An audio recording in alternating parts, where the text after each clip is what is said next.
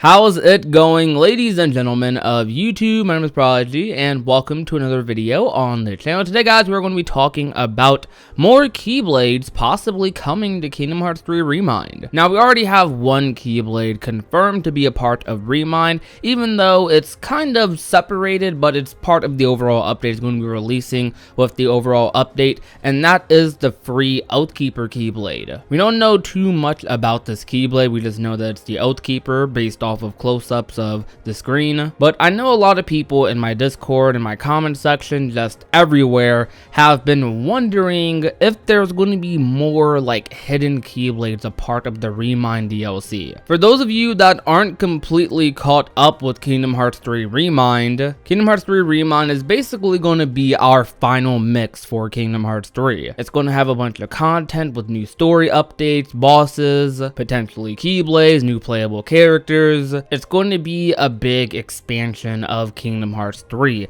and I am so excited for it. But with all of this new stuff coming about, are we really only going to get one Keyblade out of it? Now, this wouldn't be too surprising if we didn't get any more Keyblades, because we have gone a couple of final mixes without getting any new Keyblades in the DLC, because it's not necessarily a necessity. But back then, Keyblades were very different compared to what they are now. Nowadays, Keyblades are a lot more flashy, they do a lot more. You have the Keyblade transformations, they have unique situation commands, shot locks, on top of abilities. Each Keyblade you have in the game can potentially change the entire game for you, really. It's supposed to cater to your playstyle. If you're a more zony person, you can have the Shooting Star Keyblade. If you like being more upfront and personal, you can go with some like High Wind or Second Form. If you like a mixture of both, you can go with the Nano Gear. There's really a lot you can do with Keyblades in Kingdom Hearts 3. So with all of these bosses, we're potentially going to be getting these new story updates, and from what Nomura said, a lot of this is going to be post-game content that's going to be added to the game. I strongly believe that some of these opportunities would be great opportunities to potentially reward us with a new Keyblade of sorts. Maybe if the Foretellers are part of the DLC,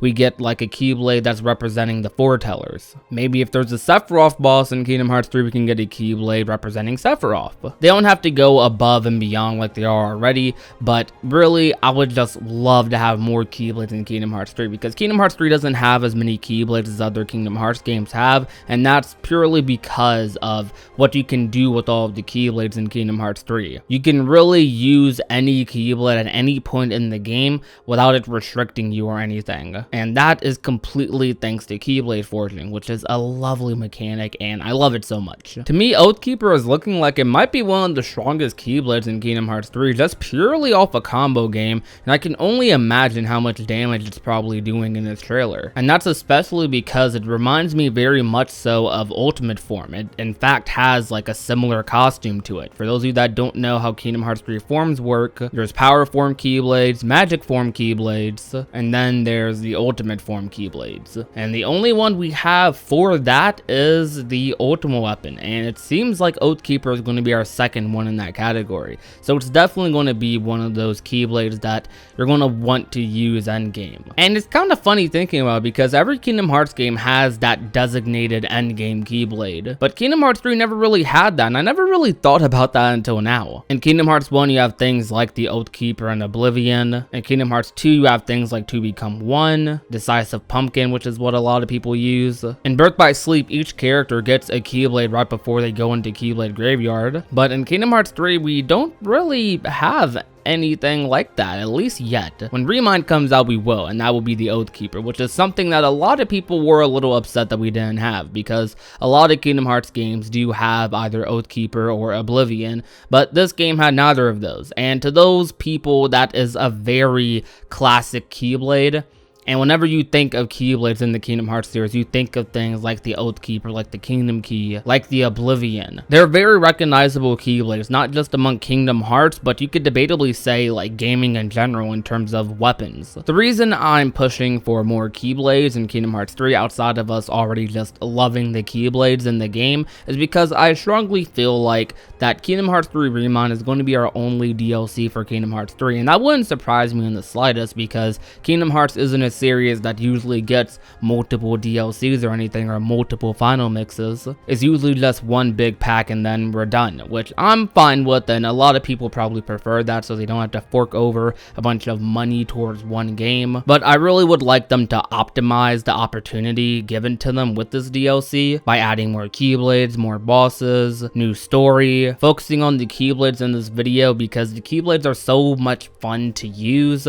But the one flaw I would say with the Keyblades, and this isn't necessarily gameplay related, and it's that most of the Keyblades, if it's not a Disney Keyblade, just a Kingdom Key clone, we don't have that many original quote Keyblades in Kingdom Hearts 3 compared to some other games. And what I mean by original Keyblades is that a lot of them are very Disney themed. They're based off of Toy Story or Monstropolis or Pirates World. We don't have that many original Keyblades in the game, which also means we don't have that many original forms in the game. So I think that the DLC will be a perfect opportunity to add some of those original Keyblades. We already have the free one that will be available to everyone right off the bat when ReMIND comes out. I'm assuming in some big update along with the patch for the game. But I do think it's very possible that there are some hidden like Keyblades that will be a part of the ReMIND DLC as well, like part of the paid package. And that is something I'm very interested in, because they're going to have to reward us with like something, right, for beating these bosses, whether it's a synthesis material, a magic boost, power boost.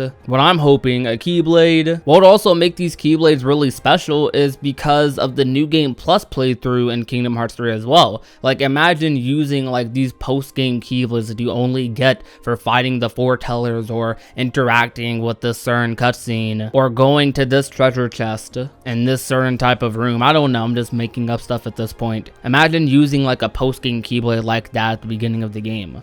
That's something that I always loved about New Game Plus in any game, really. Being able to use like end game items like early game, because it adds a certain uniqueness to that playthrough and just overall makes games like a lot more replayable. And let's say your favorite Keyblade is at the end of the game, but you really wish you could use it in this situation earlier in the game, then you can, because New Game Plus is a thing, and I love that. So there's really just a lot of benefits to having more Keyblades in Kingdom Hearts 3, even though they don't need to do it. I really want it. This is just me being a fanboy, like saying I want more, but they don't have to do it. I definitely won't be disappointed or anything if they don't give us more Keyblades. It's just one of those things that I think would be really cool, and I wanted to make a video like talking about it because I'm sure you guys think it would be cool as well. But let me know in the comment section down below what type of Keyblades you guys think we could get, what type of things you think are going to happen in the ReMIND DLC. Like give me some scenarios in which you could think we could get some Keyblades in the ReMIND DLC. I would really love to just hear all the input that you guys have to give. But thank you guys for watching today's video. It means a lot to me, all of the support you guys have been showing on the channel. We have been gaining a lot of subs lately. We've been growing really fast. We only recently reached 5,000 subscribers like a little under 2 weeks ago, and we're already like extremely close to 6K. I believe right now, as of the making of this video, we're at like 5.6. Whenever this is uploaded, like if we're closer to 6K, like that would just be beautiful. And speaking of all of that, if you enjoyed today's video, leave a like, share the video with a friend or family member, and last but not least, if you have not already and want to become a part of the union, all you have to do is hit that red little subscribe button down below. My name is Prodigy, and I will talk to you guys soon. Peace out.